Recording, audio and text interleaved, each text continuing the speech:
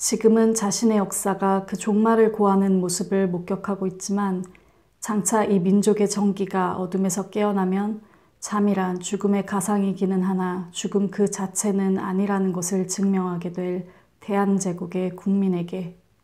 호머 헐버트. 오늘은 3.1절입니다. 안녕하세요 여러분, 북튜버 공백입니다. 2019년 3월 1일, 오늘은 3.1절입니다. 특별히 호머 헐버트 목사님의 글로 오늘 영상의 문을 열어보았습니다. 헐버트 목사님에 대해서 간단히 잠깐만 설명을 하고 넘어가야 될 것 같아요. 1905년 을사늑약이 체결되었고 1907년에 이 을사늑약의 부당함을 전 세계에 알리기 위해서 헤이그 특사가 파견됩니다. 이준, 이상설, 이휘종 세 분의 열사님들이죠. 그리고 이들의 활동을 측면에서 지원한 숨겨진 열사가 한 분 더 계셨습니다. 이분이 바로 헐버트 목사님이세요. 3.1절을 맞아서 여러분들이랑 의미 있는 시간을 나눠보고 싶었습니다. 역사에 대해서는 거의 전혀 모르고 있는 저라서 이런 제가 어떤 얘기를 해드릴 수 있을까 하고 고민을 좀 많이 했었어요. 좀 부족하고 어설프더라도 일제강점기에 대한 이야기, 그리고 제가 유난히 조금 마음이 갔던 독립지사분들에 대한 이야기를 오늘 간단히 나눠보려고 합니다. 어제 오늘 저는 계속 이 책을 읽었어요. 김태빈, 전희경 님께서 쓰신 책이고요. 한 번의 죽음으로 1000년을 살다 라는 제목의 책입니다. 이 책은 우당 이회영 선생님의 이야기를 담고 있습니다. 우당 이회영. 저는 이 이름을 설민석 강사님 강의에서 처음 들었고 그때 당시에 강의 들으면서 굉장히 많이 울었었던 게 기억이 나요. 이번에 이 책 읽으면서도 굉장히 여러 번 마음이 울컥했고요. 우당 이회영 선생은 우리나라의 독립운동가입니다. 형제가 6 있었고 이 6 형제를 모두 일컬어서 우당 6형제라고도 이야기합니다. 6 형제 한 분 한 분이 모두 투철한 독립투사였고요. 우당 선생의 집안은 조선 최고의 명문가였고 당시에 정말 어마어마한 부자였다고 해요. 1910년 경술국치 이후에 우당 가문은 자신들이 가지고 있던 재산을 모두 처분하고 해외로 독립운동을 위해서 망명을 합니다.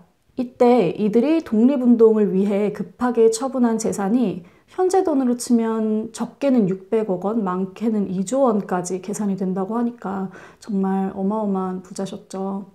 일제 탄압 때문에 국내에서 독립운동 활동에 제한이 생길 거라는 것, 그래서 해외를 기점으로 삼아서 독립투사들을 길러내야 한다는 것을 우당 이회영 선생은 미리 알고 있었습니다.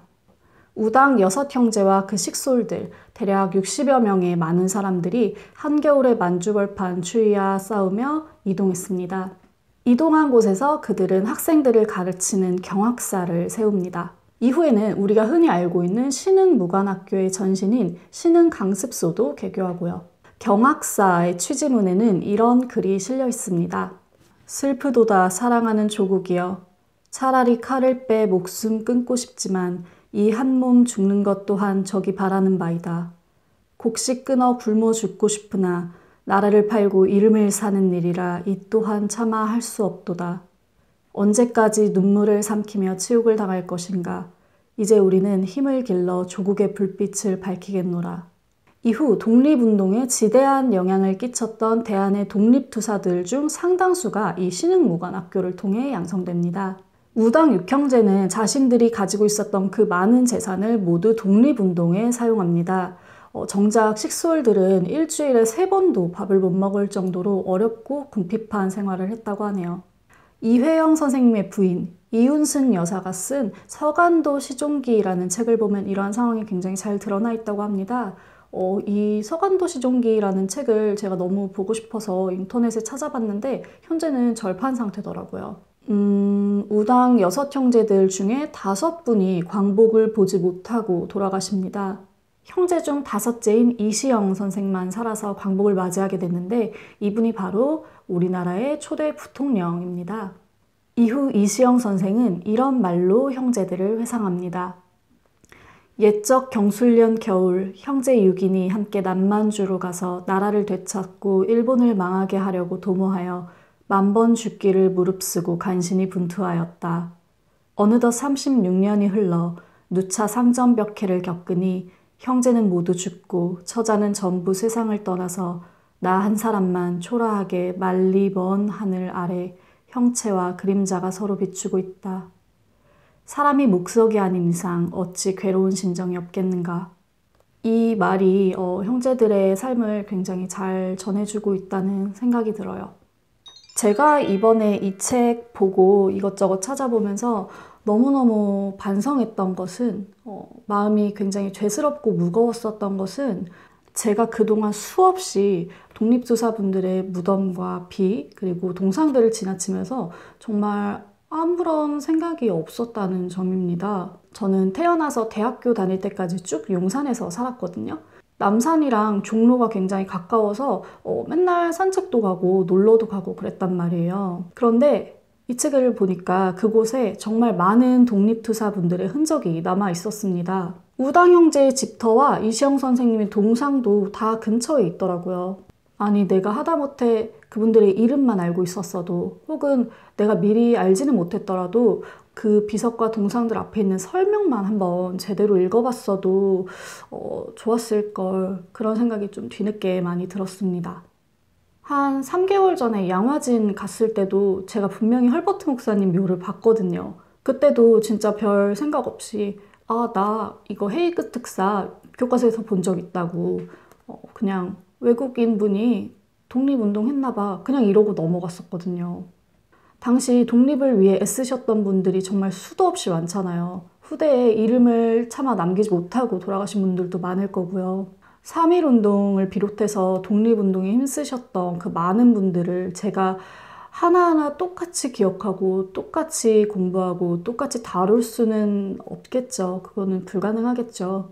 그래도 제가 할 수 있는 만큼은 좀 공부를 해야겠다라는 생각이 들었어요.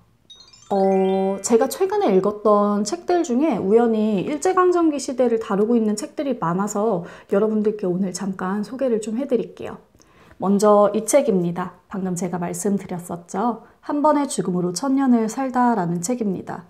이 책은 우당 이회영 선생님의 그 일생을 다루고 있기도 하지만 독립투사 분들의 흔적, 그들을 기리고 있는 기념비나 박물관 등이 어디에 있는지 답사 형식으로 굉장히 잘 나와 있어서 참고해 볼 만한 책인 것 같아요. 저도 앞으로 시간을 내서 천천히 다녀와 보려고 합니다. 이 두 책은 김순 작가님의 소설입니다. 제가 얼마 전에 필사를 하기도 했었죠. 위안부 할머님 두 분의 증언을 기반으로 만든 소설입니다. 김복동 할머님과 길원록 할머님의 이야기가 담겨 있어요. 이 두 책은 제가 아마 따로 한번 다룰 예정이에요. 다음 책은 제가 독서 모임 덕분에 읽고 있는 책인데요. 무엇이 나를 이렇게 만들었는가 라는 책입니다. 박열 열사와 함께 일본의 제국주의에 맞섰던 가네코 후미코의 옥중수기입니다. 아직 다 읽지는 못했어요. 그리고 이 책은 제가 너무 어려워서 굉장히 더디게 읽고 있는 책입니다. 최근에 출간됐죠. 도올 김용옥 선생님의 우린 너무 몰랐다 라는 책입니다. 대한민국의 역사를 아주 폭넓게 다루고 있는 책이고요. 목차를 보니까 해방 전국과 제주 4.3에 대해서 굉장히 자세하게 다루고 있어서 흥미로운 책 중에 하나입니다. 저는 아직 많이 읽어보지 않았지만 굉장히 좋은 책들이 많이 나와 있죠. 구독자분들께서 그동안 보셨던 좋은 책들 많이 알려주시고 또 많이 추천해주세요. 책은 아니지만 설민석 강사님 강의와 최태성 강사님 강의도 꼭 한번 들어보시기를 권해드립니다. 저는 정말 역사의 거의 백지인 상태로 그 영상들을 봤는데 그때 굉장히 많이 도움을 받았었거든요. 이번 3.1절은 금요일이네요. 이번 한 주도 정말 바쁘고 고단하게 일하셨을 우리 구독자님들 정말 고생이 많으셨습니다. 오늘은 이번 주말은 한 번쯤 이런 책들, 이런 강의들을 보면서 시간을 보내보시면 어떨까 하는 생각이 들어요. 평소보다 더 마음에 와닿는 독서를 하실 수 있을 것 같아요. 그럼 오늘 영상은 여기서 마치겠습니다. 여러분 모두 즐겁게 책 읽는 시간 되세요. 공백의 책단장이었습니다.